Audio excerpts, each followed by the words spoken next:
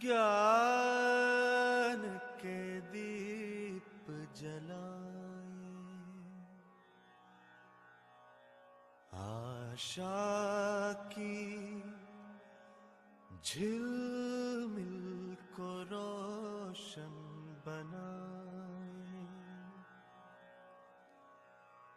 ऊंचे उठे और छू ले गगन को,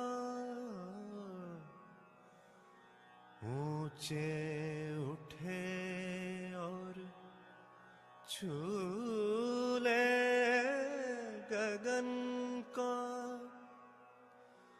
सवेरे की सरगम को जीवन में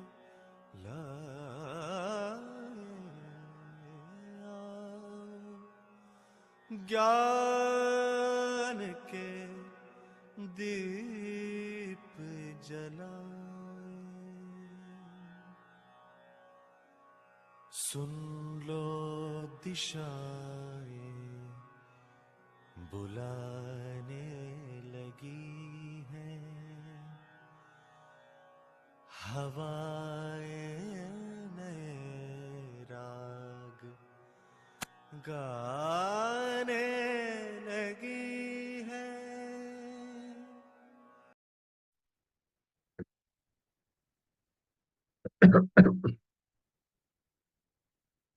जी दीदी, मेरी आवाज आ रही है दीदी स्पष्ट? जी स्पष्ट आ रही है भैया। जी जी जी। सबको नमस्कार। मैं लॉगिन हो गया था, फिर थोड़ा इंटरनेट ऑफ हो गया था, तो इसलिए फिर से लॉगिन करना पड़ा, थोड़ा समय लग गया इसमें। जी ठीक है, हम लोग शुरू कर सकते हैं दीदी फिर? जी भैया शुरू कर सकते हैं आप। जी जी जी। सभी को पुनः नमस्कार। मैं वीडियो का प्रयास कर सकता हूँ ऑन करने का, पर मुझे पता नहीं कितना देर चलेगा स्पीड के हिसाब से, तो अगर डिस्टर्ब होता है तो बताइएगा, फिर मैं वीडियो को ऑफ कर दूंगा। जी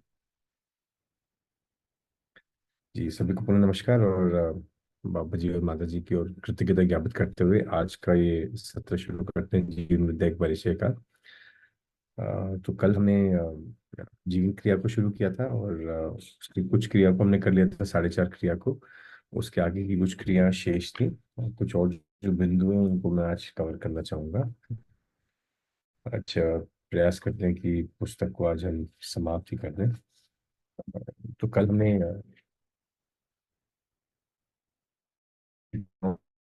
4.5 क्रिया है उनको हमने स्पष्ट किया था कि जीवन जो है वो 5 भागों का या 5 अंगों का एक अविभाज्य एक इकाई है। अविभाज्य का मतलब कि मन, व्यक्ति, चित्त, बुद्धि, आत्मा कभी अलग नहीं होंगे।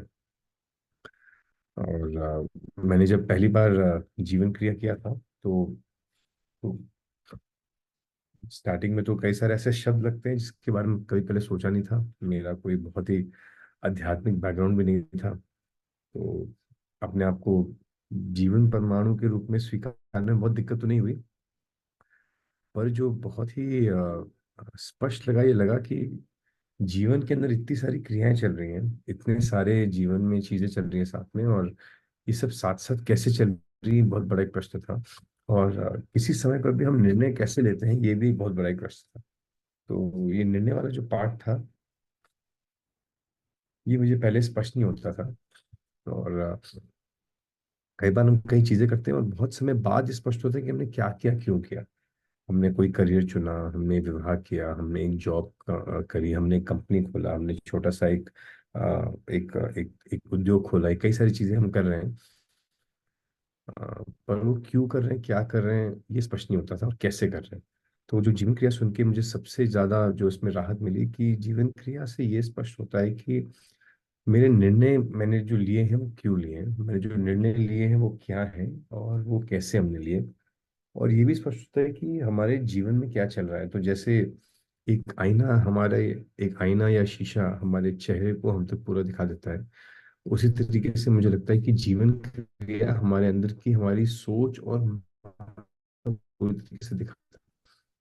दूसरा, जीवन क्रिया स्पष्ट हो जाता है।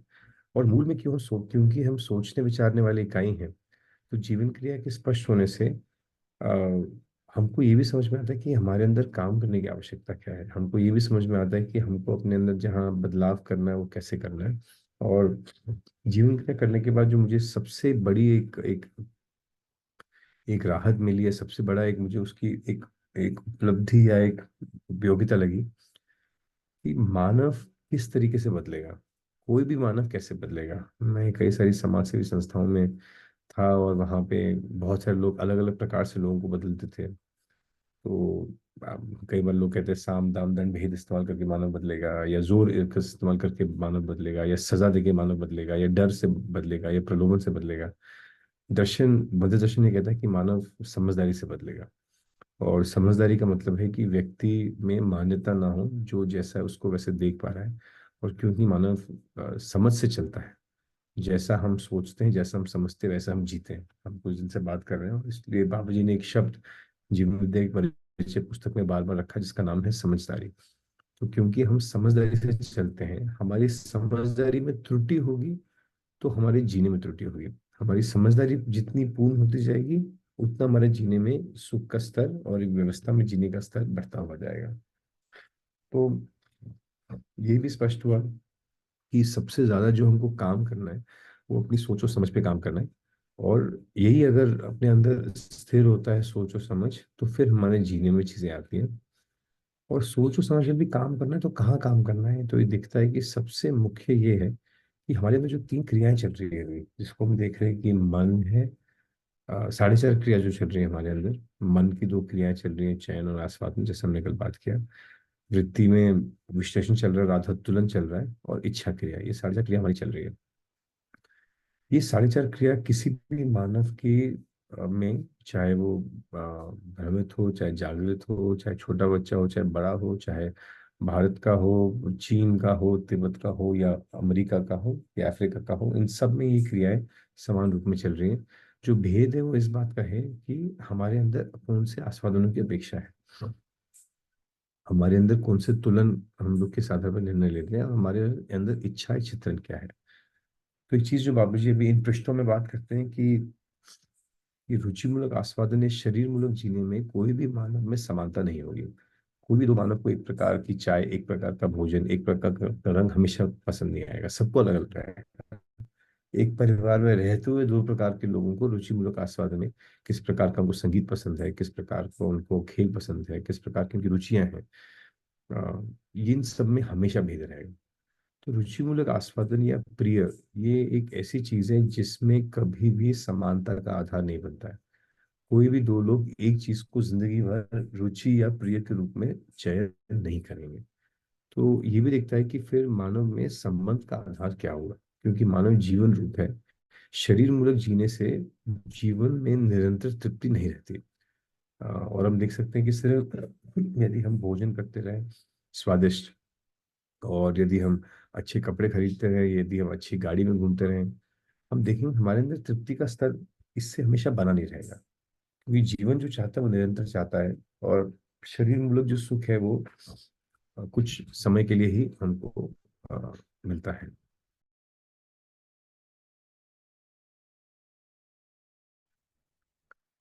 तो तो इसी के कारण हम देख सकते हैं कि दो व्यक्तियों में कभी भी प्रिय के आधार पे, हित के आधार पे, या लाभ के आधार पे समानता या संबंध नहीं होगा। यदि समानता होना होगा या संबंध होना होगा तो वो भाव के लेवल पे या समझ के लेवल पे होगा। और गलती में हम लोग अनेक हो सकते हैं, जैसे बाबूजी कई बार बोले भी हैं कि दो और दो के कई गलत उत्तर हो सकते हैं। दो प्लस दो, टू प्लस टू को हम लिख सकते हैं वो एक हो सकता है, टू प्लस टू को हम लिख सकते हैं कि वो दो हो सकता है, दो प्लस दो को हम लिख सकते हैं कि वो तीन हो सकता है। दो प्लस दो के जितने नंबर हैं उतने गलत उत्तर दो प्लस दो के हो सकते हैं, कि वो 1000 है या 500 है। पर टू प्लस टू या दो प्लस दो का एक ही राइट उत्तर है, जिसका नाम है, जो जिसका उत्तर है 4। तो इससे स्पष्ट होता है कि अ, भ्रम में या मानने में या गलती में मानव अनेक हो सकते हैं, पर सही में एक है।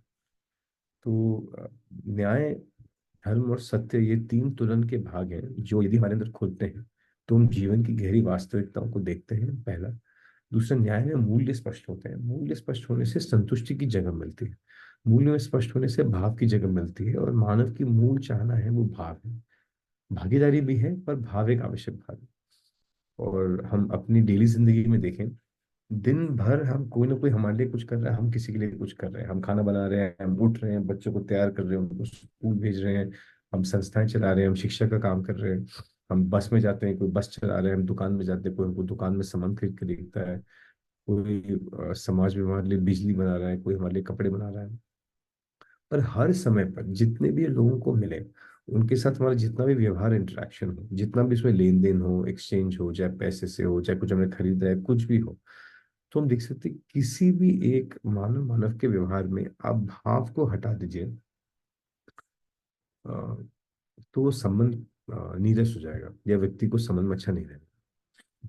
आप एक दुकान पे जाइए और आप 100 रुपए का सामान खरीद दीजिए, और उस 100 रुपए के नोट को आप दुकानदार के सामने फेंक दीजिए। वो आप 100 रुपए का नोट आपको वापस फेंक देगा, क्योंकि उसको भी वो भाव चाहिए, जिस और भाव के साथ साथ वो जो प्रक्रिया है लेन देन की, या कुछ भी प्रक्रिया या कोई भी व्यवहार, वो उसके साथ घटने योग्य है। भाव के बिना व्यक्ति उसको स्वीकार नहीं करता।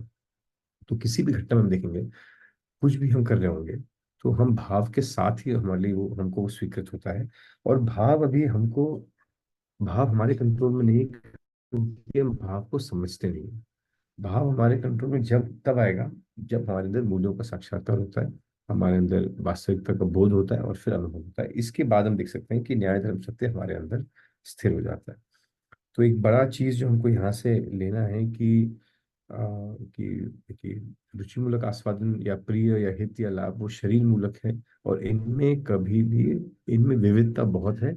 और मानव में समानता या समाज में एकाग्रता या एकता या अभयता की स्थिति इनसे नहीं बनती है।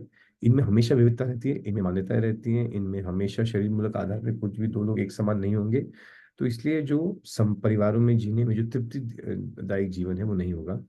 और व्यक्ति यदि रुचि मूलक या प्रिय हित लाभ के आधार पर जीता है, तो उसकी जिंदगी व्यक्तिवादी हो जाती है। दो लोग दो लोगों का संबंध, आपको क्रिकेट पसंद है, मुझे क्रिकेट, इससे आजीवन अच्छा संबंध नहीं रह सकता। रुचि के आधार पर आजीवन संबंध नहीं रह सकता। पर दोनों में अगर सम्मान विश्वास है और रुचियां अलग भी हैं, तो फिर कोई बहुत बड़ा मुद्दा नहीं। तो ये हमको अपने जिंदगी में उसको रोजाना इसको देख सकते हैं। हम इसका निरीक्षण परीक्षण सर्वेक्षण कर सकते हैं। और फिर बाबा जी कह रहे हैं कि समझदारी होने के लिए, न्याय धर्म सत्य में होने के लिए हमको समझदार होना पड़ेगा। और समझदार होने के लिए हमको करना पड़ेगा अध्ययन। और अध्ययन कह रहे हैं कि जागृत मानव ने एक प्रस्ताव रूप में मध्य दर्शन को प्रस्तावित किया है, प्रतिपादित किया है। हम इसको पठन करें, इसका मनन करें, और फिर पठन मनन करते करते एक स्थिति आती है जब हमको वास्तविकता का साक्षात्कार होना शुरू हो जाता है।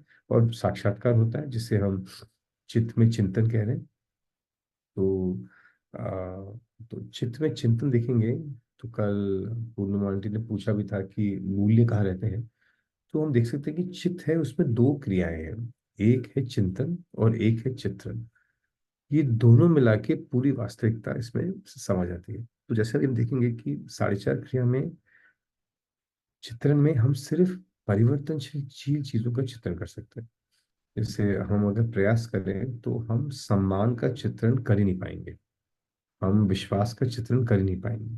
पर सम्मान और विश्वास व्यक्त करने का हम तरीका कर सकते हैं।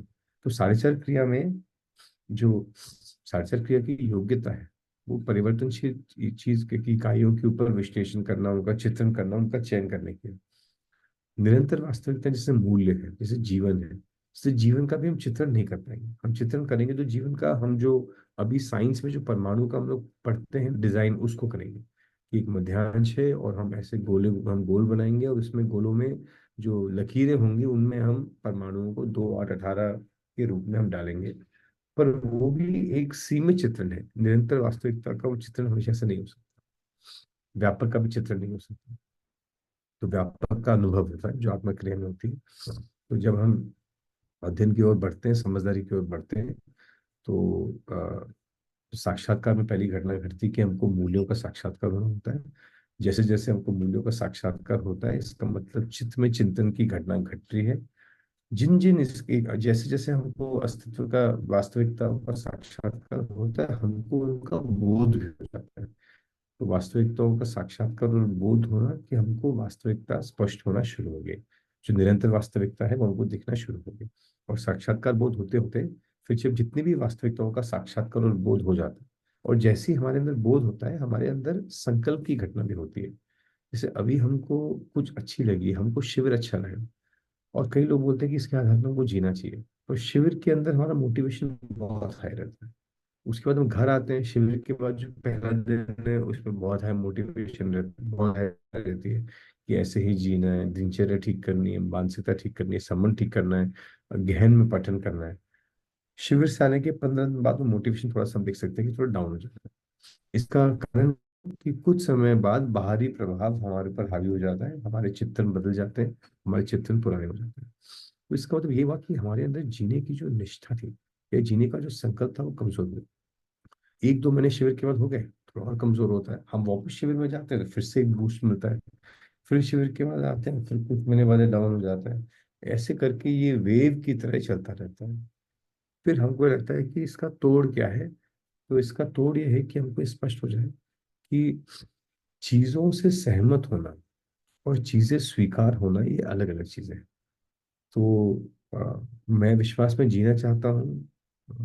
तो संबंध में, न्याय में मूल्य आवश्यकताएं हैं, मूल आवश्यकताएं। हर मानव अगर शरीर मूलक जीने से मानव को तृप्ति नहीं होती, ऐसे करके कई सारी चीजें हम शिविर में सुनते हैं। इनको सुनना और इनसे सहमत होना, ये घटना घट जाती है, हमको लगता है ये बात ठीक है। जीवन है, ठीक लगती है, व्यापक है, ठीक लगती है, अस्तित्व में सारी अवस्थाएं स्वयं सूट विधि से बनी है, ये बात ठीक लगती है। शरीर वो लोग जीते हैं तो तृप्ति नहीं होती, ये बात ठीक लगती है। रूप बल धन पद बुद्धि से के आधार पर रहते हुए मानव तृप्त नहीं होता, ये बात ठीक लगती है। पर ये अभी हम इससे सहमत है, हम इससे स्वीकृत नहीं है। स्वीकृति का मतलब है कि जब सहमति का मतलब है कि जब मेरे कोई बात अच्छी लगती है फिर मैं वापस जाता हूँ, तो बात तो ठीक लगती है पर मेरे जीने में नहीं है।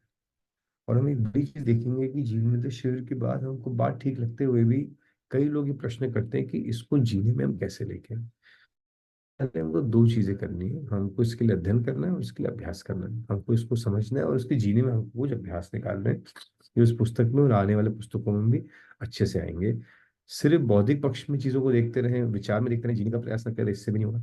जीने का प्रयास करें पर इसके पीछे की तर्क, इसके पीछे की जो सूचना है उसको हम ना लें, ये भी पूरा नहीं होगा। तो जैसे जैसे हम आगे बढ़ते हैं, तो पहले हम पठन करते हैं, फिर हमारे अंदर मनन होता है और फिर साक्षात्कार बोध होना शुरू होता है। बोध वो स्तर है, बुद्धि। बुद्धि में दो क्रियाएं हैं जिसको हम देख सकते हैं, जो है बोध और रितंभ्र।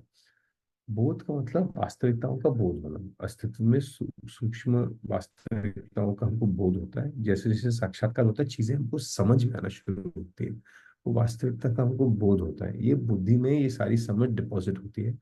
और जितना हमको बोध होता है उतना ही जीवन में हमको संकल्प की हमें या रितंभरा की हमें स्थिति बनती है। और ये है जिसको हम कह रहे हैं निष्ठा की स्थिति। कि जैसे दीदी ने चार्ट डाला है कि बुद्धि में बोध और संकल्प दो चीजें होती हैं। तो जितना हमको बोध हुआ उतना हमारा जीने में सहज रूप में संकल्प बनता है। ये संकल्प परिस्थितियों पर निर्भर नहीं, ये संकल्प वातावरण पर निर्भर नहीं है। मुझे मानवीय वातावरण नहीं मिला इसलिए मैं अमानवीय आचरण किया हूँ, ये बोध की स्थिति में नहीं होता है। मेरे आसपास के लोग मूल्य में नहीं जी रहे हैं, वो रुचि मूलक आस्वादन है, शरीर मूलक जी रहे हैं इसलिए मैं शरीर मूलक जी रहा हूँ, ये बोध की स्थिति में नहीं होता। मैं किसी वातावरण में जाता हूँ और वहां पे वहां का जो वातावरण का प्रभाव है वो मुझ पर हावी हो जाता है, ये बोध की स्थिति में नहीं होता। बोध की स्थिति में हम जैसे जैसे हमको जो बोध होता जाता है उतना सहज रूप में हमें संकल्प बनता है कि हमको ऐसे ही जीना है। इसी की स्थिति को कह रहे हैं, ये है निष्ठा। और इस स्थिति को कह रहे हैं कि ये है स्वीकृति की स्थिति। साढ़े चार क्रिया में सहमति की स्थिति बनती है, जिसमें ऐसा जीना ठीक है, ऐसा जीना चाहिए, हमको शिविर में लगता है। बोध के स्तर पे स्वीकृति की स्थिति बनती है, जो जीवन में एक सहज स्थिति है साक्षात्कार बोध में, कि जितना बोध हुआ उस अनुसार संकल्पित है कि हम वैसा जिएंगे। एक समय आता है जब अस्तित्व की सारी वास्तविकताओं का, जो पदार्थ अवस्था है, प्राण अवस्था, जीव अवस्था है, इनका हमको बोध हो जाता है। इनके रूप और गुण को हम साक्षात क्रिया में देख लेते हैं। रूप यानी इकाई कैसे दिखती है ना। जैसे ये पेन है, इसका रूप काला है ना। ये मेरा मोबाइल है, इसका एक आकार है, इसे कहते हैं रूप। पेड़ है, शेर है, मानव है, माता है, पिता है, भारत देश है, ये सब हम आंखों से इनका आकार, उनका रूप देख सकते हैं। गुण उसको कह रहे हैं जो इकाई का परस्परता में व्यक्त होता है। जैसे गुड़ है, गुड़ का गुण है कि वो मीठा है, पर ये मीठा पता कब चलता है? जब मैं उसको खाऊंगा तो पता चलता है कि गुड़ मीठा है। आग को के पास जब जाऊंगा तो उसके साथ जो ताप आएगा, फिर हम कह सकते हैं कि आग गर्म है। जो परस्परता में व्यक्त होता है उसका वो गुण है। परस्परता में गुण क्यों व्यक्त होता है? क्योंकि उसका वो स्वभाव। तो गुण परस्परता में व्यक्त होता है, और उसके अंदर, जीवन के अंदर, जो उस इकाई के अंदर जो उसकी स्थिति है, उसको कह रहे हैं स्वभाव। फिर बाबा जी को जब ज्ञान हुआ तो उन्होंने देखा कि अस्तित्व में उनको चार प्रकार के धर्म दिखे। धर्म का मतलब है जो जिससे अलग नहीं हो सकता, जिसका विलगीकरण उससे नहीं हो। तो जैसे आप देखेंगे कि पदार्थ अवस्था से हम क्या अलग नहीं कर सकते। पदार्थ अवस्था से हम ये पदार्थ अवस्था कभी खत्म नहीं होगी, ये उससे कभी अलग नहीं होता है। जैसे आप ये एक पेन को लीजिए और इसको पूरा आप इसको छोटे छोटे छोटे टुकड़ों में कर दीजिए। पेन का रूपांतरण हो गया, ये पेन के रूप में नहीं है, पर छोटे छोटे टुकड़ों में है। हथौड़े से मैं उसको बाहर मार के छोटा कर दूं, उसके बाद उसको मैं मिक्सी में घुमा दूं उनके उसके कण को, फिर भी और फाइन पाउडर बन गया, फिर भी वो खत्म नहीं हुआ। फिर मैं उसको पानी में मिला देता हूँ, मैं इसको मिट्टी में दफना देता हूँ, तो ये देखते हैं कि ये पेन की रचना के रूप में नहीं है, इकाई के रूप में नहीं है, और अस्तित्व में इसके परमाणु हमेशा बने। परमाणु में भी उनमें कुछ संख्या के आधार पर उनमें कुछ बदलाव हो रहा होगा, पर परमाणुओं में, पर वो परमाणु खत्म हो गए या उसके अंश मिलके एक और रचना बनाएंगे, पर वो कभी समाप्त होगा ऐसा नहीं होगा। तो इसलिए एक धर्म दिखता है पदार्थ अवस्था, जिसको कह रहे हैं अस्तित्व। अस्तित्व धर्म यानी जो कि जो पदार्थ अवस्था के नीचे और कोई वास्तविक और कोई अवस्था नहीं है। न्यूनतम हर चीज पदार्थ अवस्था में आके रुक जाती है, तो इसलिए दिखता है ग्रह, गोल, चांद, सूरज, तारे, धरती, ये सब न्यूनतम पदार्थ अवस्था। कुछ जगह पे इनमें प्राण अवस्था दिखती है। प्राण अवस्था ऐसी एक अवस्था है जिसका धर्म अस्तित्व के साथ साथ पुष्टि है। उसमें हमेशा हमको ग्रोथ दिखता है। जैसे एक मिट्टी के ढेले को बड़ा करना होगा तो हम बाहर उसके अंदर मिट्टी और जोड़ेंगे जोड़ेंगे जोड़ेंगे तो बड़ा हो जाएगा। इसी यदि हमको एक पौधे को बड़ा करना, तो पौधे को बाहर से जोड़ के बड़ा नहीं होता। पौधे के अंदर कोशिकाएं, उसके अंदर श्वसन प्रश्वसन है, और वो अंदर से बड़ा होता है। इसको कहते हैं पुष्टि या ग्रोथ। साथ ही में जीव अवस्था, शरीर भाग के आते उसमें हमेशा एक जीवन के उसमें एक भाग में आने से हम देख सकते हैं कि हमेशा, दीदी कभी मेरा अगर आवाज वो अनस्टेबल हो रहा है, मुझे मैसेज आया कि मेरा इंटरनेट अनस्टेबल था, तो मैंने वीडियो ऑफ कर दिया। और कभी आवाज स्पष्ट नहीं आ रही तो मुझे बताइएगा, मैं तुरंत वीडियो को फिर से ऑफ कर दूंगा। अभी तुमने कुछ मिनट के लिए ऑफ किया है। तो जीवावस्था में जीवन है शरीर के साथ, और उसमें एक दिखता है कि वो जीने की आशा है उसमें। तो जैसे आप डंडा लेके एक टमाटर या भिंडी के पेड़ के सामने जाइए और उसको टमाटर को हा करके करिए, टमाटर अपना बचाव नहीं करेगा, है ना। आप हंसिया लेके जाइए, आप काट दीजिए, टमाटर या भिंडी कट जाएगी। पर आप एक डंडा लेके गौशाला जाइए और गौशाला में गाय को डंडा दिखाइए और हा कीजिए, गाय अपने आप को बचाव करेगी या अपने बचाव के लिए आक्रमण करेगी। इसी तरीके से हम देखते हैं कि जीव अवस्था में जीने की आशा है, क्योंकि जीवन है वो जीना चाहता है, और जीवन अपने को बचाव करता है, भोजन करता है, मानता है।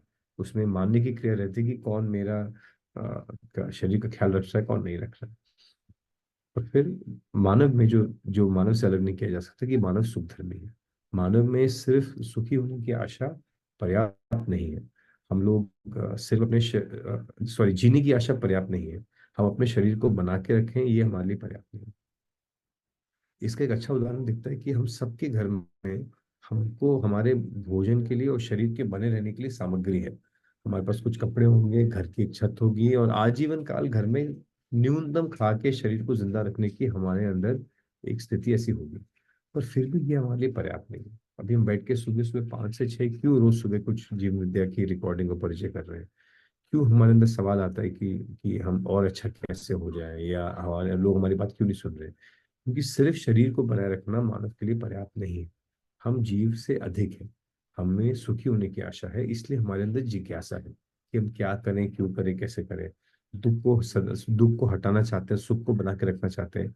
और जिज्ञासा का मतलब हुआ कि कैसे मैं इसको बना के रखूं, कैसे मैं दुखी ना रहूं, कैसे मैं सुखी रहूं। तो रूप और गुण हर इकाई का हमको साढ़े चार क्रिया में दिख जाता है। पूरी समझदारी के लिए हमको इकाई का स्वभाव और धर्म को भी समझना चाहिए, अपना हो या किसी और को। साक्षात्कार बोध में स्वभाव और धर्म का भाग पूरा होना शुरू होता है, और जब अस्तित्व में जितनी वास्तविकता है उन सबका जब बोध हमको हो जाता है, तो फिर जितना बुद्धि को समझना था, जब बुद्धि समझ लेती है, उस समय एक और घटना घटती है कि मध्यांश में परमाणु की जो आत्मा है, तब बुद्धि आत्मा की ओर शिफ्ट होता है, जिसको हम कहते हैं आत्मोन्मुख हुआ। सारा जितना साक्षात्कार बोध हो सकता है वो होने के बाद फिर आत्मा का व्यापक में अनुभव होता है। और जैसी व्यापक में अनुभव हुआ, एक क्रिया घटी, एक और क्रिया होती कि अब जीवन उसका प्रमाण भी देना चाहता है, उसकी प्रमाणिकता के लिए आगे बढ़ता है। और प्रमाणिकता मतलब जो स्वयं में व्यवस्था बन गई, जैसे हमने कल परसों बात की थी कि व्यापक में संपृक्त होने से, पूर्ण में संपृक्त होने से, इसी तरीके से पूर्णता की ओर अग्रसर होने का मतलब है कि मानव स्वयं में व्यवस्था में रहना चाहता है और व्यवस्था में भागीदारी करना चाहता है। हर इकाई स्वयं में व्यवस्था को बनाए रखते हुए व्यवस्था में भागीदारी करना चाहती है। मानव में जब अनुभव होता है तब उसमें स्वयं में व्यवस्था निरंतर स्थिर हो जाती है। इसी को हम क्रिया पूर्णता कह रहे हैं कि दसों क्रिया स्थिर हो गई। इसी में हमारे अंदर मूल्य स्थापित हो जाते हैं, हम न्याय धर्म और सत्य में जीने के लिए योग्य हो जाते हैं। और अभी जो हम में स्थिति बनी व्यवस्था की, तालमेल की, जिसमें आत्मा बुद्धि चित्त वृत्ति मन एक दूसरे के साथ तालमेल में है, ज्ञान में है, जीवन में भ्रम नहीं है, जीवन वास्तविकता अनुसार चल रहा है, तुलन में न्याय धर्म सत्य है, आस्वादन भाव मूलक और लक्ष्य मूलक का कर रहे हैं। रुचि मूलक तब छोटी चीज होती है जिसको सजने में बहुत टाइम लगता नहीं, वो अपने आप ही हो जाता है, उसमें बहुत ज्यादा दिक्कत हमको करनी नहीं पड़ती। तब हम प्रामाणिकता के लिए जीते हैं, और प्रमाण का मतलब है कि परिवार में, समाज में, प्रकृति के साथ हम चीजों को प्रमाणित करें। और अनुभव में हम देखते हैं कि जीवन लक्ष्य जैसे जैसे पूरा होता है, हम सुख शांति संतोष आनंद का अनुभव करते हैं। और फिर प्रमाणिकता में हम मानव लक्ष्य को प्रमाणित करते हैं। मानव लक्ष्य का मतलब है समाधान, स्वयं में समाधान। और ये दिखता है कि फिर परिवार में न्याय और समृद्धि, समाज में अभयता, और फिर प्रकृति के साथ सहअस्तित्व। ये मानव लक्ष्य आपने देखा होगा। तो जीवन क्रिया में अनुभव के साथ हम देखते हैं कि हमें ज्ञान स्थिर हो जाता है, और हम तब प्रमाणिकता की ओर बढ़ते हैं। और जो स्वयं में व्यवस्था स्थापित होगी उसको व्यवस्था में भागीदारी के रूप में और प्रमाणों के क्रम में हम आगे बढ़ते हैं। उसी में जब आगे दर्शन में देखेंगे तो प्रमाणों के क्रम में पहला चरण है मानव, जो मानव चेतना को प्रमाणित करता है, जिसमें परिवार और स्वयं में जीना प्रमाणित होता है। देव मानव जो समाज में प्रमाणों को स्थापित करता है, और दिव्य मानव जो अ, व्यवस्था के स्तर पे प्रमाणों को स्थापित करता है। तो इससे हमको एक जीवन क्रिया का आइडिया होता है। और मुझे लगता है कि जीवन क्रिया बहुत ही सार्थक चीज है। जितना हम इस पे ध्यान देते हैं उतना स्वयं हमको स्पष्ट होता है। मुझे लगता है कि बहुत ही जबरदस्त अनुसंधान है। जब मैं पहली बार जीवन क्रिया को देखा, बहुत कुछ तो उस वक्त नहीं समझा था, पर मैं बहुत ही अचंभित हुआ था कि इतनी सटीकता से मानव को समझा जा सकता है। और फिर हम देख सकते हैं कि जब हम लोगों के साथ जी रहे हैं, तो एक बड़ा गैप जो है कि जैसे माता पिता, जो मैंने आपको पहले दिन उदाहरण दिया था, कि अभी जो लोगों में भेद है वो साढ़े चार क्रिया में भेद है। जैसे एक बच्चा चाहता है कि वो सफल हो, पिताजी भी चाहते हैं कि सफल हो, माता पिता चाहते हैं कि वो सुखी रहे, बच्चा भी चाहता है कि वो सुखी रहे। फिर भी एक चाह रहा है कि वो शिक्षक बने, एक चाह रहा है कि वो वकील बने। बच्चा चाहता है वकील बनना, माता पिता बोलते हैं शिक्षक बनो। ये जो फर्क है, ये फर्क दोनों की एक दूसरे के प्रति इच्छा के रूप में नहीं है। इच्छा दोनों की है कि दोनों सफल, कि बच्चा सफल हो जाए। पर वो इच्छा किस चित्रण रूप में है? चित्रण है कि सही करियर क्या है, चित्रण है कि सफल करियर क्या है, और उस इच्छा है कि सफल स्वावलंबन हो। एक चित्रण है कि शिक्षक बने, एक का चित्रण है कि वो मदद करे। तो यदि हम जीवन क्रिया में देखते हैं तो ये दिखता है कि व्यक्ति मेरी और उसका इच्छा और भाव ठीक है, फर्क चित्रण में। फर्क है कि उस सफलता का हमारे अंदर अर्थ क्या है। ये हम देखते हैं तो फिर हम संवाद करते हैं। ये नहीं देखते तो हम विवाद करते हैं। हम ये मानते हैं कि सामने वाला मेरे सुख के अर्थ में नहीं है। तो जीवन क्रिया को देखते हैं तो दिखता है कि जीवन क्रिया सब में समान है। बाबू जी कह रहे हैं, यही सबसे बड़ा समानता का आधार बनता है। जीवन क्रिया में दिखता है कि दो लोग अलग कैसे हैं, और जीवन क्रिया में यही स्पष्ट होता है कि मैं कुछ भी सोचता हूँ तो क्या सोचता हूँ, कैसे सोचता हूँ। अगर व्यक्ति में बदलाव लाना है तो जीवन क्रिया में उसकी इच्छाओं में चित्रण को बदलना पड़ेगा। जितनी सूक्ष्म और जो उसकी इच्छा में आ गया, जो उसके क्रिया में आ गया, अब वो व्यक्ति सोचा रहता है।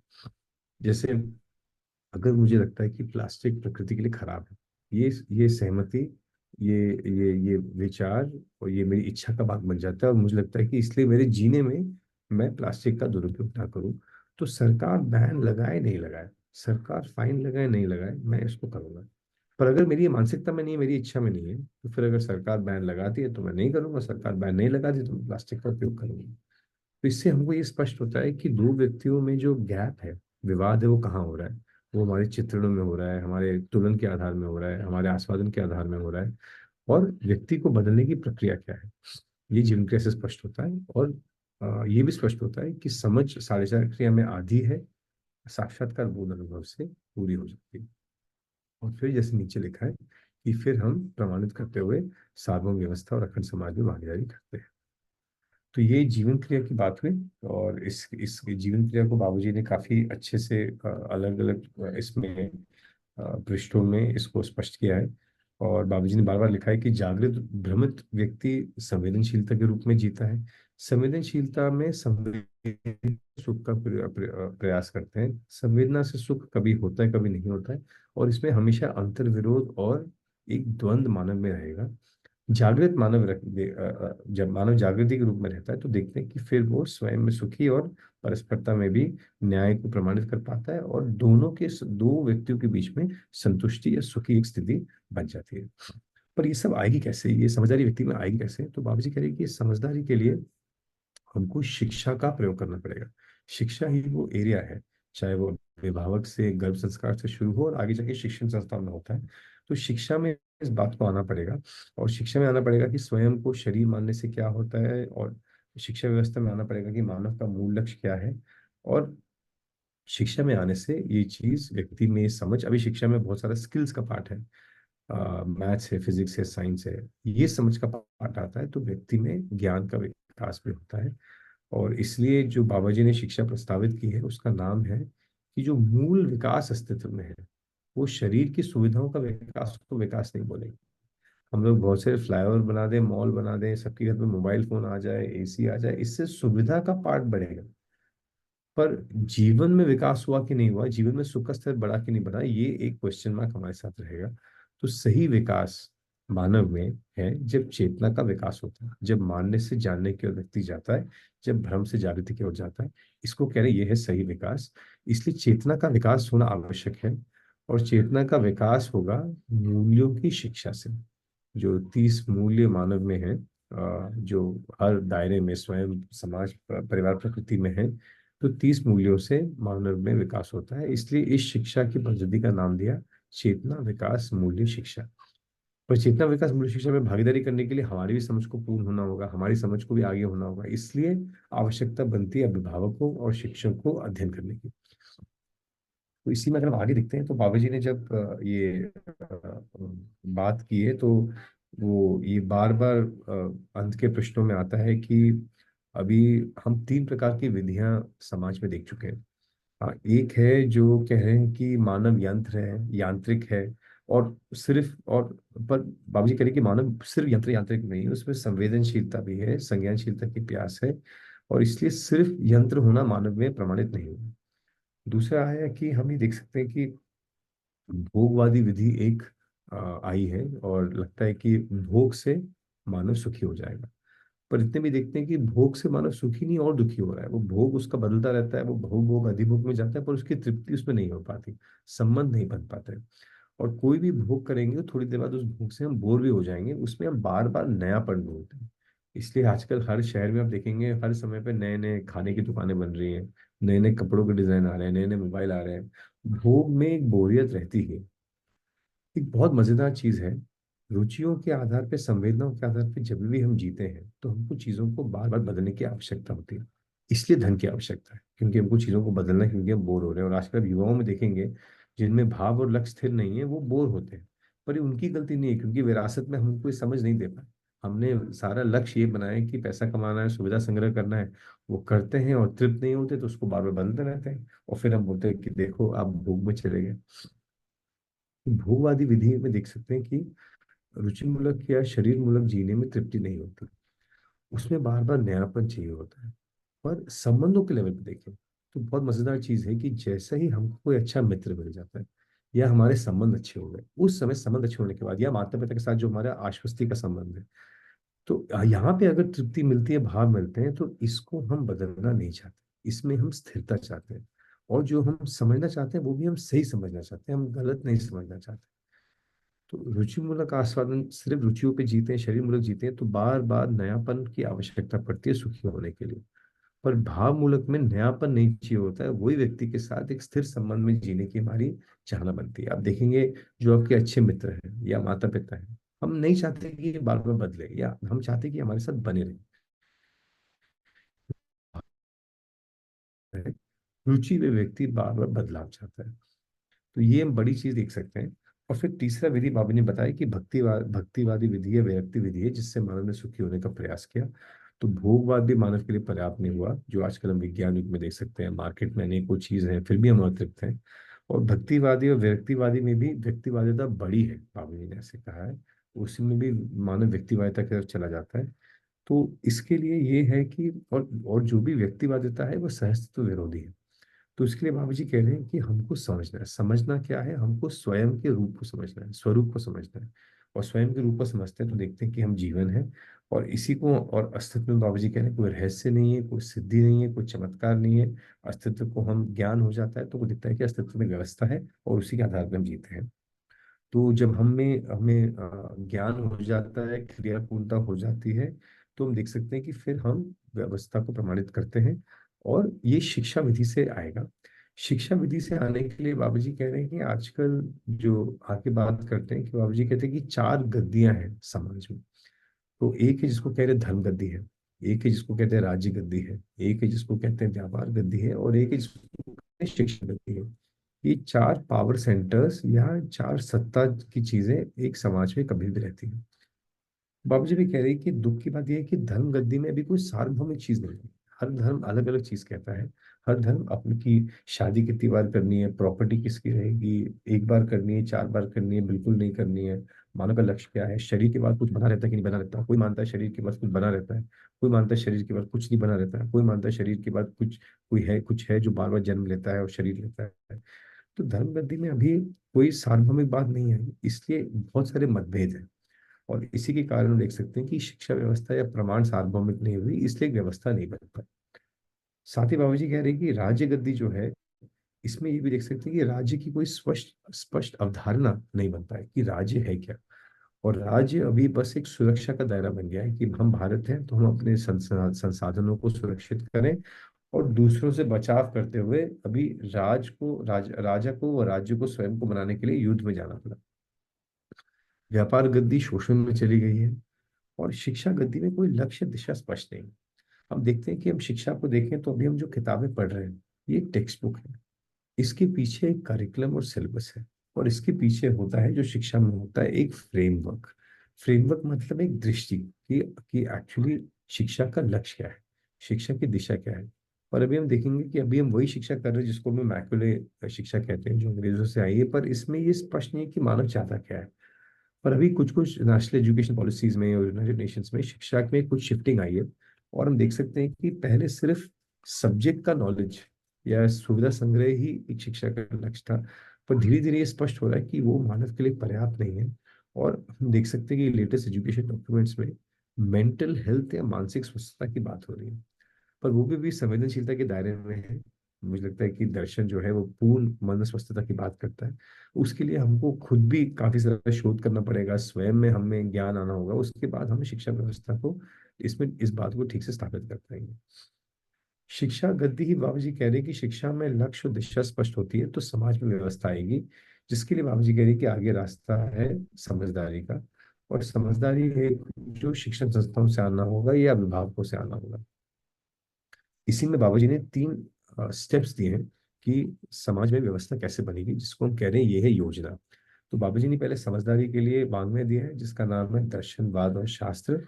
दर्शन मतलब जो वास्तविकता जैसे दिखी वैसे उसको लिखा तात्विक लेवल पे। वाद की जो पुस्तकें हैं वो है कि विचार के लेवल पे हम उसको कैसे देखते हैं। और शास्त्र मतलब कि इसको हम फिर हम जीने के लेवल पे कैसे देखें। तो दर्शनवाद शास्त्र के बाद बाबा जी ने लिखी है योजनाएं। आप दर्शनवाद शास्त्र का पठन करेंगे और उसमें देखेंगे कि बाबा जी ने बहुत सुंदरता से एक क्रम को रखा है। मुझे इसलिए भी दर्शन बहुत ही सटीक, स्पष्ट और तृप्तिदायक लगता है, क्योंकि ये बहुत तर्क संगत है, ये व्यवहार में भी आना है। और हम देख सकते हैं कि अभी तक मेरे को इसमें कोई तर्क रूप में भी, दर्शन में भी कोई मुझे कोई तो योजनाओं का रखा है। सबसे पहले हम जैसे लोग हैं जो जीवन विद्या योजना है, कि हम जैसे लोग जिनमें मान्यता आ गई और जो बड़े हो गए, हमें जो मान्यता आ गई और हम बड़े हो गए और अभी हमें जानना आना है, तो हम जीवन विद्या के शिविरों को करते हैं, हम इसका अध्ययन पठन शुरू करते हैं और फिर हम धीरे धीरे अपने अंदर समझ बनाते हैं। ये इसको कहा है, ये है जीवन विद्या योजना। ये प्राथमिक योजना है जिसमें लोगों को ये इच्छा बनती है कि चीजों का अध्ययन करना है, उनको समझना है और अध्ययन की ओर गतिशील होते हैं। और फिर हम लोग अध्ययन कर हम ऐसी शिक्षा व्यवस्था को स्थापित करते हैं जिसमें बचपन से ही, शिशु काल से ही बच्चे में, चाहे अभिभावक को गर्भ संस्कार से लेके उसमें बड़े होने तक, जब तक वो पढ़ाई पूरी करता है और थोड़ा बड़ा होता है, उसमें सही शिक्षा या ज्ञान आ जाए। तो पहला चरण है जीवन विद्या योजना, जिसमें कुछ पीढ़ियों में ये बात स्पष्ट होगी और लोग ऐसी शिक्षा व्यवस्था बनाएंगे जिसको कहा शिक्षा का मानवीकरण। अभी शिक्षा देखेंगे काफी अमानवीय है, सिर्फ सुविधा संग्रह में या शोषण में जा रहा है ना। शिक्षा के एंड में देखते हैं कि व्यक्ति गलती करता है, और आजकल जो हो गया है कि हम एक गलती करते हैं तो उसको एक और गलती से रोकते हैं। बाबूजी ने यही कहा कि मानव में जो त्रुटियां हुई हैं वो इस बात से दिखती हैं कि हम गलती को गलती से रोकते हैं, अपराध को अपराध से रोकते हैं और युद्ध को युद्ध से रोकते हैं। और ये देखना पड़ेगा कि समझदारी के बाद हम और गलती नहीं करेंगे और अपराध नहीं करेंगे और हम व्यवस्था में जिएंगे। तो जीवन विद्या योजना पहला हुआ जिसमें हम लोग बात को समझेंगे, उसके आधार पर शिक्षा पद्धति प्रणाली बनेगी। इसके बाबा जी ने बहुत सारे गाइडिंग डॉक्यूमेंट्स दिए हैं और आज अभी आप देखेंगे शिक्षा में इस बात का कैसा समावेश हो, उस पर बहुत सारा प्रयास चल रहा है। देश भर में अलग अलग स्टेट्स में, 3 स्टेट्स में एससीईआरटी में काम हुआ है, छत्तीसगढ़, महाराष्ट्र और दिल्ली में। हायर एजुकेशन में कई सारे कॉलेजेस में यूनिवर्सल ह्यूमन वैल्यूज के रूप में या कुछ और पद्धतियों में इसको किया गया है समावेश। स्कूल्स में भारत में जैसे रायपुर में भागवत विद्यालय है, प्रेरणा विद्यालय, पढ़ा में एक विद्यालय है, इन सब में चेतना विकास मूल्य शिक्षा के आधार पर किया है। और शिक्षण शिक्षण संस्थाओं के साथ साथ हर परिवार इसको समझ के अपने घर पे ही बच्चों को प्रयास कर रहा है कि बचपन से उनमें संस्कार आए, समझ आए। पर बच्चों में उतना ही आएगा जितना हम दे पाएंगे। तो बच्चों में आने के लिए, अगली पीढ़ी में आने के लिए हमको अपने अंदर इसको और स्थापित करना पड़ेगा। तो जीवन विद्या योजना के बाद शिक्षा का मानवीकरण होता है।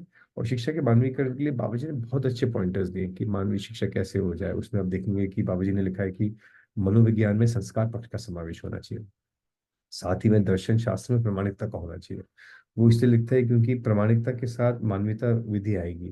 तो बाबा जी ने कहा प्रामाणिकता का मतलब है समझना, सीखना और करना। ये तीन है जो मुझ में हो चुका है, तो प्रमाण का मतलब है किसी और में भी आ जाए, मैं भी किसी और को समझा पाऊँ, सिखा पाऊँ और कर पाऊँ। नहीं तो अभी दर्शन शास्त्र में चीजें बहुत बहुत वैचारिक रह गई हैं, बहुत इंटेलेक्चुअल रह गई है दर्शन शास्त्र में। ये जीने में अगर ट्रांसफर नहीं होगा तो व्यक्ति का दर्शन शास्त्र से भी विश्वास उठेगा। तो इसी तरीके से बाबूजी ने कई सारी चीजें दी हैं, जैसे विज्ञान में चैतन्य पक्ष का समावेश हो। तो इससे शिक्षा का मानवीकरण हो पाएगा। जब शिक्षा का मानवीकरण होता रहेगा, साथ साथ में फिर परिवार में और समाज में पांच आयामों में स्थिरता से व्यक्ति का जीना बनेगा। और ये 5 आयाम जो समाज में है वो है, एक है शिक्षा संस्कार, है ना, जो है शिक्षा की पद्धति, शिक्षा से कैसे मानव में संस्कार बन जाए। एक है जिसे हम कह रहे हैं स्वास्थ्य संयम, स्वास्थ्य की समझ से जीवन में एक संयमता बन जाए, शरीर उसके अनुसार हो जाए। आजकल हमारा शरीर सबके बहुत खराब है, ये ठीक हो जाए। फिर है ये न्याय सुरक्षा। न्याय का मतलब मानव मानव के बीच में तृप्ति हो, तालमेल हो। और सुरक्षा का मतलब कि तीनों अवस्थाएं, जो पदार्थ अवस्था, प्राण अवस्था और जीव अवस्था है, इनकी भी सुरक्षा, इनकी भी व्यवस्था बनी हुई है। फिर है चौथा जो आयाम है समाज का, वो है उत्पादन कार्य। मानव अपनी सारी आवश्यकताएं जो है वो उत्पादन से करेगा, प्रकृति के साथ उत्पादन करके करेगा। और उसमें, उस प्रक्रिया में आवर्तनशीलता बनी रहे, उस प्रक्रिया में शोषण ना हो, न प्रकृति का न मानव का। और प्रकृति की व्यवस्था बनाए रखते हुए हम अपनी आवश्यकताओं को पूरी करते हैं। ये आवर्तनशीलता संभव है, ये आगे पठन में भी काफी आएगा। और जो हमने उत्पादन कर लिया है उसका हम विनिमय भी करते हैं। हर व्यक्ति हर चीज का उत्पादन नहीं कर सकता, तो उसका वो विनिमय करेगा जिसकी उससे बाकी आवश्यकताएं पूरी हो। फिर फिर हम ये हम कह रहे हैं परिवार मूलक स्वराज व्यवस्था में रहना शुरू करते हैं और कुछ समय बाद ये व्यवस्था में परिवर्तित होता है। इसमें समय कितना लगेगा मुझे लगता है कह नहीं सकते, ये इसी बात पर डिपेंड करता है कि हमारी योग्यता कितनी है। जितनी हमारी योग्यता बढ़ती है, अभी धीरे धीरे भारत में देश भर में लोग पठन कर रहे हैं, इस बात को समझ रहे हैं, उनकी जिंदगी में कुछ त्रुटियां कम हो रही हैं, कुछ स्थिरता बढ़ रही है। पर जितना गहन प्रयास होगा, जितना निष्ठावान बनेंगे, उतना रिजल्ट हमारा आएगा। तो फिर शिक्षा में बात आती है, तो फिर धीरे धीरे 3 योजनाओं के माध्यम से जीवन विद्या योजना, शिक्षा संस्कार योजना और व्यवस्था से ये चीज फिर आगे स्थापित होती है। इसी में बाबूजी ने मूल्यों की बात भी करी, इसी में बाबूजी ने फिर ये संवेदनशीलता संज्ञानशीलता की बात करी। और फिर आगे जाते जाते हम देखते हैं कि बाबूजी ने प्रकृति के साथ आवर्तनशीलता की बात करी, और फिर कैसे विचारों में चित्र में हम कैसे जिए, और वर्तमान में कैसे जिए इसकी बात करी। और फिर जो अंत में बाबूजी कहते हैं कि व्यवस्था का बोध होने के बाद व्यवस्था में निष्ठा संकल्प होना स्वाभाविक है। और अभी जीवन विद्या शिविर के बाद भी कई लोग ये कहते हैं कि ये शिविर तो, ये बात तो बहुत अच्छी है, शिविर में अच्छी लग रही है, पर इस अव्यवस्था में कैसे इसको जिएंगे। तो ये दिखता है कि अभी समझ पे हमारा विश्वास नहीं बना है, क्योंकि हमारे अंदर जब समझ स्थापित हो जाएगी, तब हम देखेंगे कि अव्यवस्था का प्रभाव समझ पर नहीं पड़ता। समझ ज्यादा बड़ी चीज है, अव्यवस्था छोटी चीज है। पर क्योंकि हमारे अंदर अभी समझ स्थिर नहीं हुई है, इसलिए थोड़ा अविश्वास है। जितनी समझ स्थिर होती जाती है, उतना हम व्यवस्था अव्यवस्था के दबाव में नहीं आके स्वयं व्यवस्था में जीते हैं, और व्यवस्था में हमारा फिर विश्वास बढ़ता है। और इसी को बाबूजी ने कहा कि धर्म में जीने के लिए अभी मानव जाति एक है, मानव धर्म एक है, इस बात को हमको समझना होगा। और फिर बाबूजी कह रहे कि शिक्षा में ये बात स्थापित हो जाए, मानव को स्वयं का धर्म स्पष्ट हो जाए, तो फिर जो धरती है वो बीमार है वो ठीक हो जाएगी, और मानव अपने स्वयं को प्रमाण कर पाएगा। पदार्थ अवस्था, प्राण अवस्था, जीव अवस्था, स्वयं में व्यवस्था, व्यवस्था में भागीदारी कर ही रहे। मानव समझ के इसको करता है, मानव समझ के स्वयं में व्यवस्था आता है, और व्यवस्था में भागीदारी करता है। और इसमें अंत में बात जोड़ना चाहूंगा कि प्रौढ़ लोगों की शिक्षा अलग है, कि पहले स्वयं में व्यवस्था हो जाए, फिर व्यवस्था में भागीदारी। जब बच्चे का मानवीकरण होगा, तो हर बच्चा एक व्यवस्था में जिएगा, व्यवस्था में जीते हुए उसके अंदर एक स्थिति बनेगी, और वहां शिक्षा जीने से शुरू होगी, और फिर उसमें उसकी समझ बनेगी। अभी हम समझ के जीना जिएंगे क्योंकि हम बड़े हो गए हैं, पर छोटा बच्चा इसको जिएगा अच्छे वातावरण में, सही वातावरण में, और फिर ये समझ उसके अंदर स्थापित हो जाएगी। तो अंत में बाबा जी जय हो मंगल हो कामना लिखते हैं। तो ये एक सार था जो मैंने अभी तक सारे प्रश्नों का इस पर रखा है। इसके आगे बाबा जी के कुछ प्रश्न उत्तर हैं, वो मुझे लगता है कि स्वयं में पढ़ने से वो काफी स्पष्ट हो जाते हैं। जिस समय पे भी हो रहा है, तो मुझे वापस आपको करता हूँ। तो इसी से मैंने एक सार रूप में इस पुस्तक को रखा है। कुछ जिज्ञासा रहती तो मुझे स्पष्ट होता कि लोगों को कितना मैं कम्युनिकेट कर पाया, या कुछ फीडबैक मिलता तो। पर मैं ऐसे आशा कर रहा हूँ कि जो मैंने बात रखी वो मैं ठीक से कम्युनिकेट कर पाया, और जो गहनता से और जिस निष्ठा से ये पुस्तक बनी है, मैं उसके साथ थोड़ा सा न्याय इस प्रस्तुति में कर पाया। जी। जी मंजू दीदी, आप हैंड ओवर दीदी। बहुत ही सुंदर भैया, बहुत ही सटीक भाषा में आपने, बहुत ही सरल भाषा में, न्यूनतम लेवल से आपने हमें बताने का प्रयास किया, और छोटे छोटे उदाहरण देके बहुत ही हम स्पष्टता पाई भैया। बहुत बहुत धन्यवाद। धन्यवाद दीदी, आप सभी का धन्यवाद इस अवसर के लिए भी, और मुझे सुनने के लिए भी।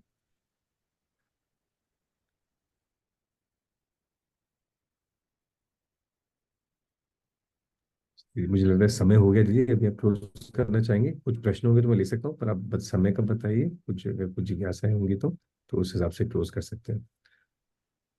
जी भैया, अगर किसी को कोई जिज्ञासा हो तो आप पूछ सकते हैं। आज थोड़ी 5-10 मिनट आपको है ना भैया? जी है दीदी। जी। तो कर सकते हैं।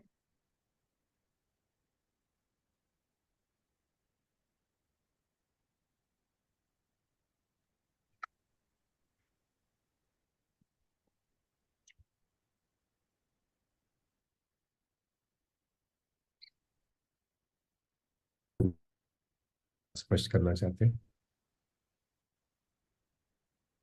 या क्या स्पष्ट हो वो भी शेयर कर सकते हैं। जी अंजू दीदी, हाथ रेज किया। हाँ हाँ, अंजू दीदी। भैया थोड़ा न्याय और धर्म और स्पष्ट कर सकेंगे क्या? जी दीदी। ये न्याय मतलब है दो मानव के बीच में जो अपेक्षा है वो मूल में भाव रूप में है। तो न्याय का मतलब है कि जब हम संबंधों को पहचानते हैं, संबंधों को पहचानने का मतलब ये देख पाना है कि मूल में दो लोगों के बीच में भागीदारी क्या है। जैसे अभी हम बोल रहे हैं माँ या बोल रहे हैं गुरु, तो माँ जो संबंध है वो हमें एक चेहरा दिखता है हमारी माँ का, पर एक्चुअली माँ के पीछे एक भागीदारी भी है, वो है पोषण की या संरक्षण की। गुरु हम उसको बोल रहे हैं जो हमको समझ पाए, हम जो हमको समझा पाए वास्तविकता क्या है, हमको ज्ञान दे पाए। तो हर संबंध के पीछे एक प्रयोजन है, उस प्रयोजन को देख पाना। और जब संबंधों को हम पहचानते हैं, अभी हम संबंधों को नहीं पहचानते, अभी मेरी मनमानी पूरी हो जाए इसी को देखने की आशा संबंध है। पर अस्तित्व में व्यवस्था है, और हर संबंध में ये प्रयोजन ये है कि एक व्यक्ति, एक छोटा बच्चा या आप और मैं, हमारे सारे लोग आसपास इस बात के लिए प्रेरित हैं कि ये व्यक्ति जागृति की तरफ बढ़ जाए, ये व्यक्ति समझ की तरफ बढ़ जाए, ये व्यक्ति। और यही, और 7 प्रकार की भागीदारियां हम देख सकते हैं कि दो मानव के बीच में होती हैं। उसी को बाबा जी ने संबंध रूप में लिखा है कि गुरु शिष्य संबंध है, 7 संबंध उन्होंने लिस्ट किया है, उसको आगे जाके बहुत डिटेल में पढ़ेंगे। माता पिता संबंध है, पति पत्नी संबंध है, भाई भाई है, भाई बहन है, मित्र मित्र है, साथी सहयोगी है, गुरु शिष्य है, और व्यवस्था संबंध है। तो हम संबंधों को जब पहचानते हैं कि मूल में हमारी भागीदारी क्या है, और हम उसके बाद जब मूल्यों का बहना होता है, विश्वास सम्मान स्नेह कृतज्ञता 9 मूल्य, तब हम देखते हैं कि दो मानव के बीच में एक तृप्ति की घटना घटती है। अभी न्याय नहीं घट रहा, अभी जैसे आप और मैं बात कर रहे हैं, कुछ मैंने आपके लिए किया, आपने मेरे लिए किया, उस वक्त अच्छा लगा, तो कुछ देर के लिए अच्छा लगा, बाद में फिर वो कंटिन्यू नहीं रह पाता है। तो जब हम मूल्यों को नहीं समझ पाते, साक्षात्कार नहीं होता, तो संबंधों में तृप्ति, जिसको हम न्याय कह रहे हैं, वो कोइंसिडेंस या घटनावश हो जाता है, और उसको हम कंटिन्यू या सुनिश्चितता हमारे हाथ में नहीं है। जब समझ जाते हैं, मूल्यों को समझ जाते हैं, भागीदारी को देखते हैं, तो तब हम दूसरे के लिए उसकी क्या आवश्यकता है, भाव और भागीदारी लेवल पे ये देख पाते हैं। अभी हम लोग अपने साथ ही इतना कंज्यूम्ड है कि दूसरे की आवश्यकता देख नहीं पा रहे, ना भागीदारी के रूप में ना भाव के रूप में। तो अपने में जब भाव, दूसरे को हम वो भाव देते हैं, फिर दूसरा भी हमको वो भाव वापस दे पाते हैं, उससे कह रहे हैं न्याय। तो ये जैसे जैसे मूल्यों का साक्षात्कार हो तब ये हो पाता है। न्याय मानव मानव के बीच में तृप्ति है। धर्म को ये कह रहे हैं कि अस्तित्व में 4 अवस्थाएं हैं, पदार्थ अवस्था, प्राण अवस्था, जीव अवस्था और मानव। मानव तीनों अवस्थाओं को बनाए रखते हुए इनके साथ जिए, इसे कह रहे हैं ये है धर्म। मानव में स्वयं में समाधान हो जाए, इसे कह रहे हैं धर्म। तो धर्म का मतलब है कि सब चीज की व्यवस्था को देखना और उसको बनाए रखते हुए जीना, और स्वयं को भी व्यवस्था में लाना। तो मानव सुख धर्मी है, और बाकी 3 अवस्थाओं में जो धर्म है उनका पुष्टि और जीने की आशा और अस्तित्व, इसको बनाए रखते हुए मानव जी, इसे कह रहे हैं धर्म। और फाइनली आता है सत्य। तो न्याय को समझेंगे तो न्याय, गहराई में जाएंगे तो धर्म समझ में आएगा, धर्म को और गहराई में जाएंगे तो सत्य समझ में आएगा कि अस्तित्व में हर चीज व्यापक में संपृक्त है, और स्वयं में व्यवस्था और व्यवस्था में भागीदारी होना चाहती है। तो न्याय मानव मानव संबंध के बीच में तृप्ति है। धर्म मानव और शेष प्रकृति और पूरी अस्तित्व के साथ व्यवस्थित रूप में जीने की समझ है। जी, ठीक है दीदी। जी भैया।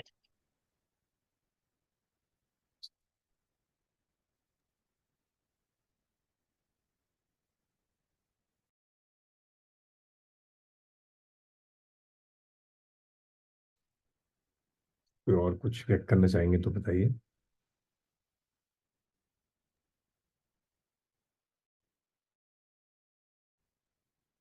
तो नमस्ते भैया। जी नमस्ते दीदी।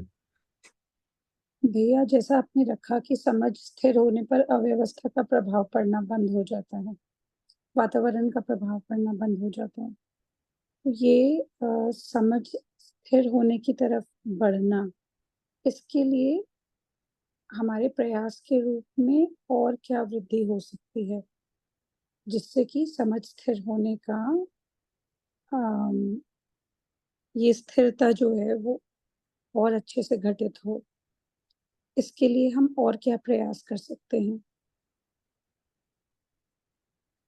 कि समझते होने का मतलब देखेंगे कि मूल में साक्षात्कार हो जाए, साक्षात्कार होने के पहले जीवन में स्थिति बनना होगा। और मुझे लगता है कि अध्ययन एक बड़ी चीज है, अध्ययन करते हम्म, करते गहराई तो उसकी कंटिन्यूटी एक बड़ी चीज है। जिस अगर कोई वातावरण में रह पाता है तो कंटिन्यूटी और अच्छी होती है। अध्ययन की कंटिन्यूटी से ये स्पष्टता बनती कि मुझे क्या करना है, अभी बहुत सारा मुझे क्या करना है, जो इच्छाएं हैं वो वातावरण से बन रही है। जैसे मैं मंदिर में गया तो शांत महसूस करके लगता है शांति चाहिए, कुछ नहीं चाहिए, मंदिर की घंटी चल रही है, पूजा पाठ चल रहा है, वातावरण के प्रभाव से मैं शांत महसूस कर। बाहर आता हूँ तो सारा भंग हो जाता है जब मेरा मोबाइल बजना शुरू हो जाता है। मैं किसी शांत हिमालय की जगह चला गया, नदी है, तो वहां पे मेरे को लगता है कि यार शांति से जीना है, क्यों परेशान होगा। फिर वापस आके मैं अपना इंस्टाग्राम में फोन खोलता हूँ, मेरे दोस्त दुबई जा रहे हैं, अमेरिका जा रहे हैं, फिर मुझे लगता है ये भी करना है। तो आई थिंक अभी हमें जो कॉन्फ्लिक्ट है वो इच्छा का कॉन्फ्लिक्ट है। मल्टीपल एस्पिरेशन है, मल्टीपल चीजें करना चाहते हैं। तो जो आवश्यकता है आर्थिक रूप में ये वो कर लें, पर आई थिंक फंडामेंटली देखें कि मेरे अंदर क्लैरिटी, मेरे अंदर संबंधों में जो भाव है ये बढ़ रहा है कि नहीं बढ़ रहा है। आई थिंक इस पे फंडामेंटली ध्यान दें। और धीरे धीरे जो रुचि मूलक से मूल्य मूलक और लक्ष्य मूलक, प्रिय से न्याय और धर्म, इसकी तरफ हम लोग कोशिश करें कि हम लोग प्रयास करें, अभ्यास करें। और जो विचार व्यवहार कार्य है, रोज हमको तीनों डायमेंशंस में हमको एक, मुझे लगता है कि एक प्रैक्टिस करना ही पड़ेगा, अपने विचार के लेवल पे, व्यवहार के लेवल पे, और प्रकृति के साथ कार्य लेवल पर भी। हम में से कई लोग शहरों में रहते हैं तो कुछ सिचुएशंस उसमें कम होती हैं, पर कम से कम श्रम करना कुछ ना कुछ जो घर में भी हो सकता है, ये वाली चीजें मुझे लगता है कि इससे सबसे पहला स्टेप है कि वातावरण के प्रभाव से अपने आप को बचा के अपने अंदर क्लैरिटी लाए कि हमको करना क्या है, ताकि इच्छाओं में कंफ्यूजन ना हो। नहीं तो इच्छाओं में कंफ्यूजन बहुत होता है। साथ में हम ऐसा भी पाथ ले लें कि परिवार अकेला फील कर रहा है, हम अकेले निकल गए, तो ये अकेलेपन का तो गेम है ही नहीं, ये संबंधों के साथ रहने का है। पर अपने अंदर एक स्थिति धीरे धीरे बनती है, अध्ययन से बनती है, अपने अंदर धीरे धीरे एक्सटर्नल एनवायरनमेंट की नेगेटिविटी कम हो जाती है। पर अध्ययन का बनाए रखना, फिर मुझे लगता है कि सानिध्य या कंपेनियनशिप, इसके एनवायरनमेंट को अपने बना के रखना, चाहे वो सुबह 1 घंटे का सत्र हो, ये भी एक बहुत बड़ा रोल प्ले करता है। अपने अंदर तृप्ति है, शांति रहती है, स्थिरता रहती है, कुछ भी चीज को मैं क्या कर रहा हूँ, क्यों कर रहा हूँ, ये रिफ्लेक्शन बना के रखते हैं, तो एनवायरनमेंट से हम धीरे धीरे परेशान कम होते हैं। और मुझे लगता है कि बहुत अच्छे प्रैक्टिस दर्शन में दिए गए हैं। एक प्रैक्टिस मुझे लगता है कि बार बार हम देखें कि हम हमेशा अपने अंदर की स्थिति को बना के रखें, अपने अंदर भाव की स्थिरता और विचारों की स्पष्टता। मुझे लगता है कि ये हमको मान लेना चाहिए कि ये हमारे लिए सबसे पवित्र चीज है। और कैसे करके मैं इसको बना के रखूं, अध्ययन करते करते भाव की स्थिरता, विचारों में स्पष्टता बनाए के रखते धीरे धीरे हम देखते हैं कि वातावरण का प्रभाव हमारे अंदर कम होता है। तो वैसे तो बहुत लंबी बातचीत है कि कैसे अभ्यास कर सकें, पर मुझे लग रहा है कि हम लोग भी अध्ययन करते हुए रिफ्लेक्शन भी करें कि कहाँ हम लोग किन एनवायरमेंट्स में कंफ्यूज होते हैं, किन एनवायरमेंट्स में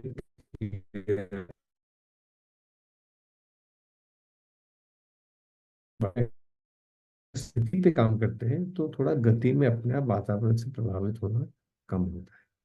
जी जी। लॉन्ग आंसर, बट अभी मैं शॉर्ट में इतने रख पा रहा हूँ धीरे धीरे। बहुत अच्छे से रखा भैया आपने, ध्यान गया कई चीजों पर। बहुत बहुत धन्यवाद भैया। धन्यवाद दीदी। बहुत बहुत धन्यवाद भैया। अगर हम अध्ययन करेंगे, पठन करेंगे तो निष्ठा बढ़ेगी, निष्ठा बढ़ेगी तो समझ स्थिर होगी, और समझ स्थिर होगी तो हम प्रमाणित हो जाएंगे और वो जीने में आएगा। तो सही है भैया। और चित्रण अभी 4.5 क्रिया में जी रहे हैं, तो चित्रण में बात ठीक लग रही है। स्वीकार होने के लिए साक्षात्कार होना जरूरी है। तो आपका बहुत बहुत धन्यवाद भैया। आज के प्रस्तुति के लिए आपका सभी की ओर से आभार व्यक्त करती हूँ। और आज का दिन मंगलमय हो। भूमि स्वर्गताम यातु मनुष्यो यातु देवताम, धर्मो सफलताम यातु नित्यम यातु शुभोदयम। इसी मंगल कामना को लेकर आज का सत्र यहाँ समाप्त करते हैं और रुकते हैं। धन्यवाद भैया जी। धन्यवाद दीदी, आप सबने 5 दिन मुझे सुना और मुझे अवसर दिया, उसके लिए धन्यवाद। और आप में से कई लोग मराठी भाषी भी होंगे, तो मैंने प्रयास किया कि मैं इस हिंदी के थोड़े सरल शब्दों को इस्तेमाल करूं, तो ऐसे बहुत ही उम्मीद करता सरल हूँ कि भैया। सार्थक रहा। जी जी। और आप सबको आगे के पठन की शुभकामनाएं। बहुत ही सार्थक चीज है, और मुझे लगता है कि आप सबने ये निष्ठा बना ली है कि इसको कर रहे हैं। और मैंने देखा कि बाबा जी ने बनाए रखने को बहुत दिया। बाबा जी ने कहा हम चीजों शुरू तो कर लेते हैं, तो अगर किसी चीज को बनाए रखते हैं तो हमें स्थिति में एक परिवर्तन आता है। तो आप सबने एक एक रूप में लेना बहुत ही सार्थक है, उससे एक बल बनता है, एक जनबल बनता है। तो बहुत ही अच्छा प्रयोग है, बहुत अच्छा आपने सबने एक अवसर बनाया है।